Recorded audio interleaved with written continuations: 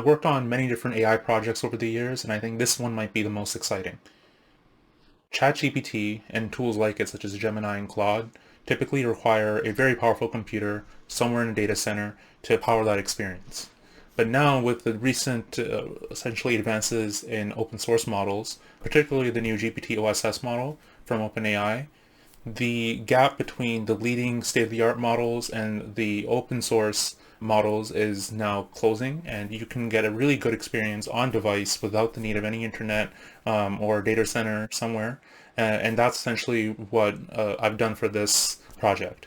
I call the project ChatGPT CLI, so just ChatGPT or a language model, specifically GPT OSS 20B, running in the command line as a chatbot.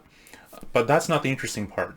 The interesting part is actually the GPT OSS 20B model is not multimodal. It can't see or hear. However, there is a model that can do that, and that is also open source and can run on device, and that's from Google. It's called Gemma 3N. And what I did for this project is actually combine both of them together, where anytime the ChatGPT CLI needs to process an image, it actually uses GPT OSS 20B as to essentially interpret the user's query, which says, hey, can you look at this image? And then it does a tool call to use Gemma 3N, all on device, by the way, no internet required, which actually looks at the image for GPT OSS and also uses Tesseract to extract all the text from the image. So it has the text of the image, it has the image itself for Gemma 3N. It understands everything more holistically and returns back a very detailed description of what it saw. This is Gemma 3N to GPT OSS 20B, and essentially makes GPT OSS 20B multimodal in terms of as far as the user is concerned, because the user drops in an image, they ask a question, GPT OSS does this tool calling in the background, and then gives back an answer. And this is all fully private, fully free, zero internet required, all on device. And I'm really excited to show this to you. So now I'll be jumping to the demo where I'll just do a few examples of how this all works. So to start off the demo, I'll just activate ChatGPT CLI. So right now, ChatGPT CLI is using LM Studio to host GPT OSS 20B, as you can see here. And the way it's interfacing with LM Studio is using curl requests.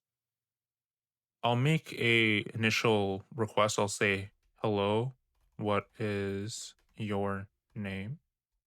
And you'll see that in LM Studio, we're going to get a full reply with all the associated metadata. However, here in the chat history itself, it's much more limited. And this is a conscious decision I made just to keep things more clean in terms of the history.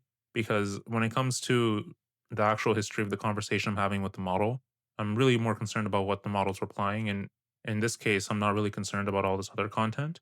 But if you wanted to, let's say, really focus on tool use, you might be really concerned with the reasoning and you want to know what these two pieces of content are. So the way you build the history and logging really depends on your use case. So this is one consideration I want to make you, the viewer, aware of. So now I'll move over to a multimodal use case. So this is an image I have of a diagram. I'll just copy the path here.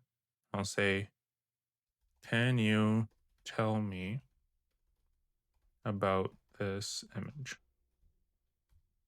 So now you can see that the image has been detected by ChatGPT CLI and that Gemma 3N is being loaded.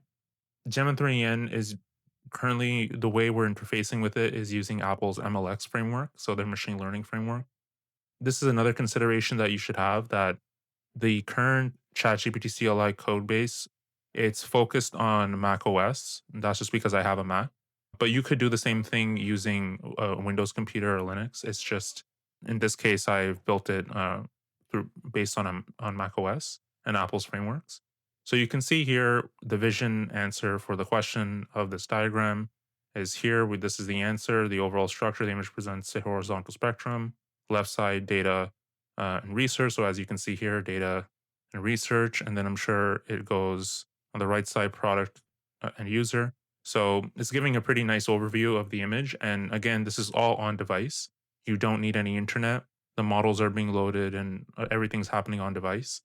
And really, the use case for this right now, it's just more of a research use case where we're seeing if it's possible, and clearly it is possible.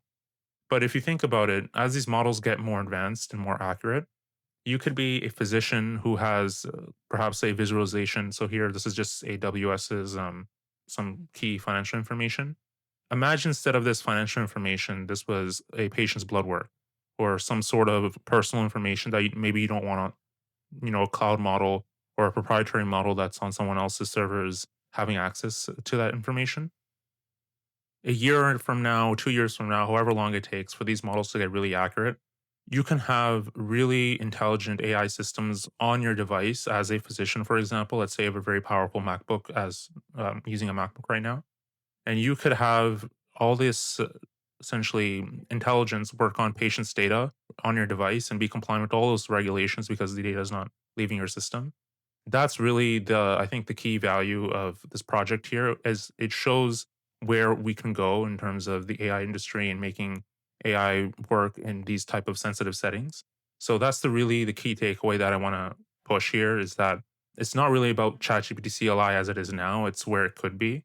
And I'll show an example with this AWS graph. It's not going to really work well and I'll show you how. So let's just say I want, can you look at the image and tell me the net sales for, let's say, the second quarter of 2015. And based off my testing, it'll likely get this wrong.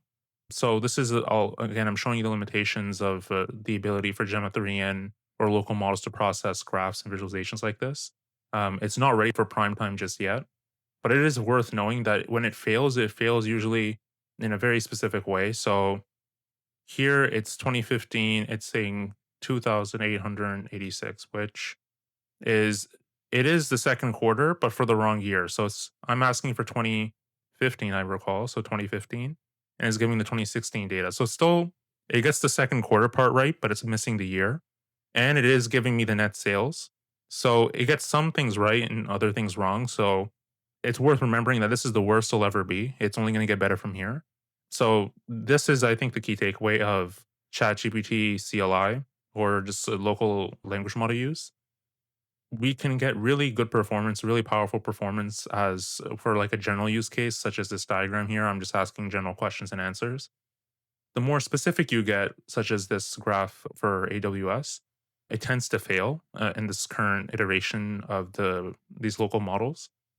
And as this gets better, further use cases can get unlocked, such as the physician use case I mentioned.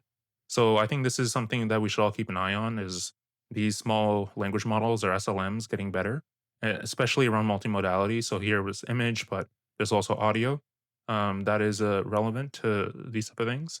So I think that covers everything for ChatGPT CLI. I'll just exit and hopefully I can come back in perhaps in a few months and try this again, and we'll finally get this parsing this diagram working accurately.